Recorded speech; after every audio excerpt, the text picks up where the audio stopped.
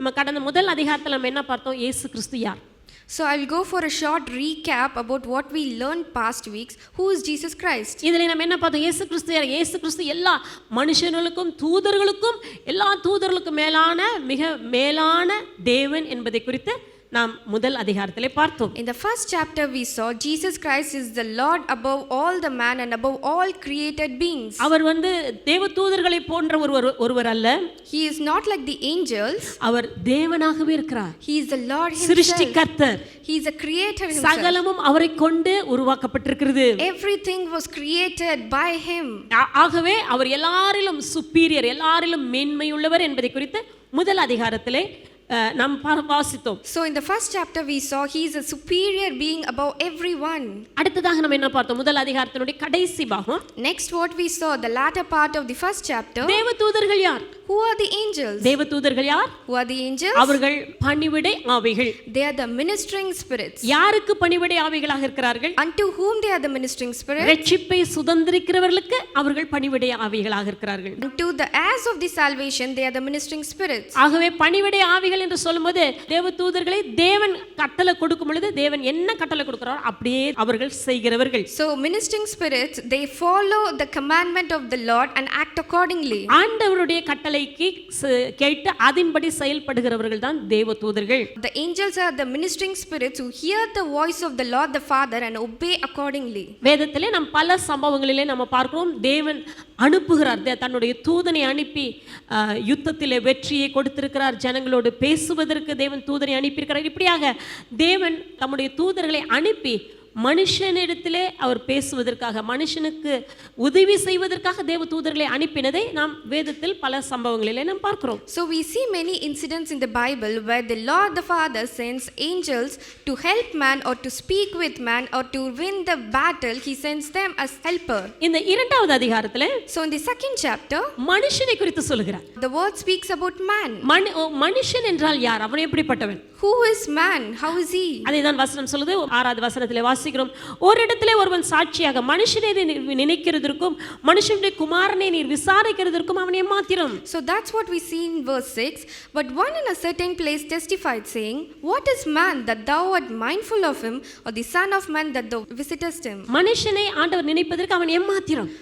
What is man that God is thinking about him? ஏன்னா தேவன் எவ்வளவு பெரியவர் என்பதை நாம் பார்த்தோம். Because we saw how great is the Lord our God. மனுஷன் தேவனால் உண்டாக்கப்பட்டதான ஒரு சிருஷ்டிப்பு. Man is a created being of Father.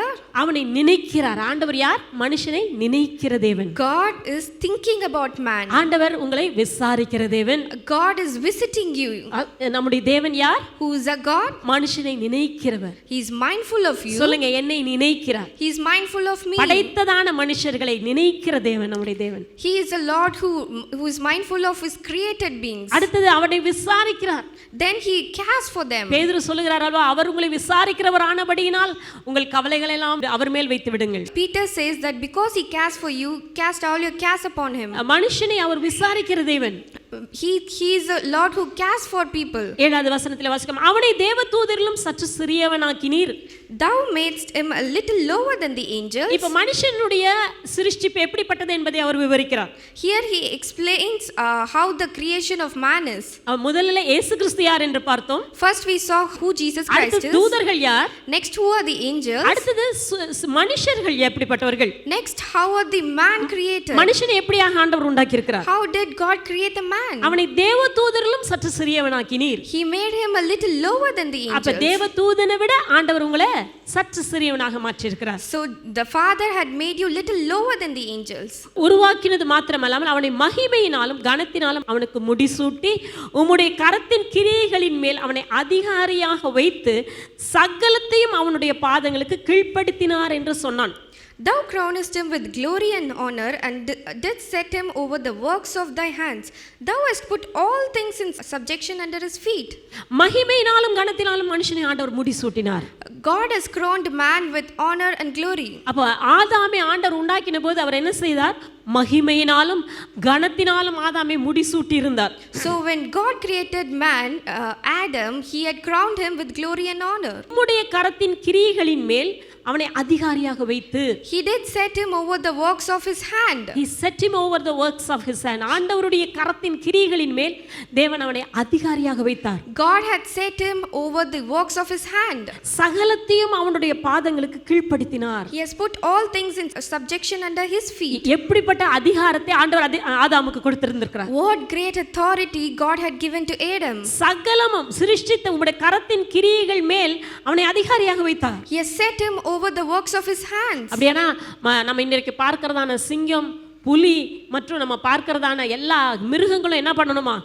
ஆதாமுக்கு முன்பதாக அவைகள் அடங்கி இருக்கும்படி தான் அவைகளை உண்டாக்கினார். மனுஷனை அந்த நிலைமையிலே ஆண்டவர் உண்டாக்கி வைத்திருந்தார். So today the wild beast we see like ferocious lion or the raging tiger and elephants, all these were subjected under Adam's authority. அது மனுஷனுக்கு கொடுத்த அதிகாரத்துக்கு எல்லா மிருகங்கள் உண்டாக்கின எல்லா திமிங்கலங்கள் எல்லாமே கீழ்ப்படியும்படி தான் ஆண்டவர் வைத்திருந்தார். All the wild beasts and all the creations were subjected to Adam, the created man. அதிகாரியாக அவனை வைத்தார். He had kept him as an authoritarian, as a dominator. சகலத்தையும் அவனுடைய பாதங்களுக்கு கீழ்ப்படுத்தினார். Everything was put under his feet. அப்படியானால் எந்த சத்ருவும், ஏன்னா Eden தோட்டத்தில் ஆதாம் பாவம் செய்கிற வரைக்கும் சாத்தானுடைய கிரியைகள் காணப்படவில்லை. Till Adam sinned, there was no works of Satan found. சகலவற்றையும் ஆதாமுக்கு கீழ்ப்படுத்தி இருந்தார். He had put all things in subjection under Adam's feet. 8வது வசனத்தில் வாசிக்கிறோம், சகலத்தையும் அவனுக்கு கீழ்ப்படுத்தினார் என்கிற விஷயத்தில் அவர் அவனுக்கு கீழ்ப்படுத்தாத பொருள்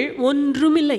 For in that he put all things in subjection under him, he left nothing that is not put under him. எதுவுமே ஆண்டவர் கீழ்ப்படியாத பொருள் ஒன்றுமே இல்லையா, எல்லாமே ஆதாமுக்கு கீழ்ப்படிந்து தான் இருக்க வேண்டும். இதுதான் ஆண்டவர் ஆதாமுக்கு இல்லாவிட்டால் உண்டாக்கின மனுஷனுக்கு தேவன் கொடுத்ததான அதிகாரம். This was the authority given by God the Father to the created man Adam, that everything, there was nothing left exceptionally that was not put under him. எவ்வளவு பெரிய அதிகாரத்தை கொடுத்திருந்தார். What a great authority he received. மனுஷனை உண்டாக்கும் போதே ஆண்டவர் எப்படிப்பட்ட ஒரு இமேஜினேஷனோட இல்லாவிட்டால் ஒரு எண்ணத்தோட ஆண்டவர் உண்டாக்கி இருக்கிறார் என்றால் மனுஷன் ஆளுகை செய்கிறவனாக இருக்க வேண்டும். So with what thought or imagination God had created man, he created him to be an authoritarian, as a dominator.